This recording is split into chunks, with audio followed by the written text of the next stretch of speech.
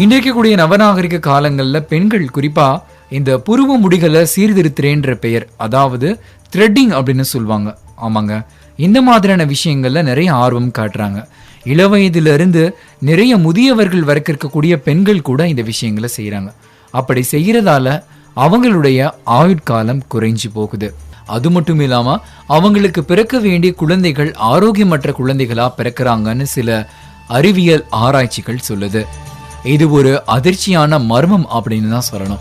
அதற்கு பின்னால என்ன விஷயங்கள் இருக்கு, த்ரெட்டிங் பண்றதுக்கு பின்னால எவ்வளவு விதமான உண்மைகள் இருக்கு. இந்த கண்கள் இருக்கே, அது புருவங்கள் இருக்கே, அதுதான் முக்கியமான விஷயம். இந்த புருவம், இந்த உயிரினுடைய பிராணன் எல்லாமே இந்த புருவ பகுதியில தான் இயங்குது. இந்த புருவத்தை சுற்றி ஏராளமான நரம்புகள் இயங்குது. நிறைய விதமான வர்மங்கள் இந்த இடத்துல இருக்கு. பல ஆங்கில மருத்துவர்களுக்கு இந்த விஷயம் தெரியாது. ஆனா இதையெல்லாமே இயற்கை மருத்துவங்கள் தான் சொல்லுது. அப்படி செய்யறதால சில விளைவுகள் நேர்மாறாக அமைந்திருது. நிறைய பேர் உயிர் இருக்கக்கூடிய நிலைகள் ஏற்படுது இந்த புருவங்கள் பகுதியில கத்திகள் வைக்கும் போது. இந்த வர்மங்கள் எல்லாமே நிலை கொண்டிருக்கக்கூடிய பகுதி தான் இந்த புருவங்கள். அதாவது இங்க பயங்கரமான ஒரு மின்காந்த சக்தி சுழலுதான்.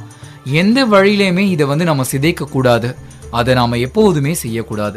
உடலினுடைய முக்கியமான சக்தி பாதைகள் இந்த கண்களுக்கு பக்கத்துல தான் ஓடுது. அதனாலதான் இந்த இடங்களை நாம கை வைக்கவே கூடாது. ஒருவேளை நாம கை வச்சிடும் அப்படின்னா நமக்கு நாமே கொள்ளி வைத்துக்கிறதுக்கு சமானம்னு சொல்றாங்க. அதே போலதாங்க இறைவன் உரையக்கூடிய இடம்னு நிறைய விஷயங்கள் ஆன்மீகத்திலையும் சொல்லப்படுது. அதாவது தியானம் பண்ணும்போது சொல்லுவாங்க, தியானம் பழக்கும் போது சொல்லுவாங்க.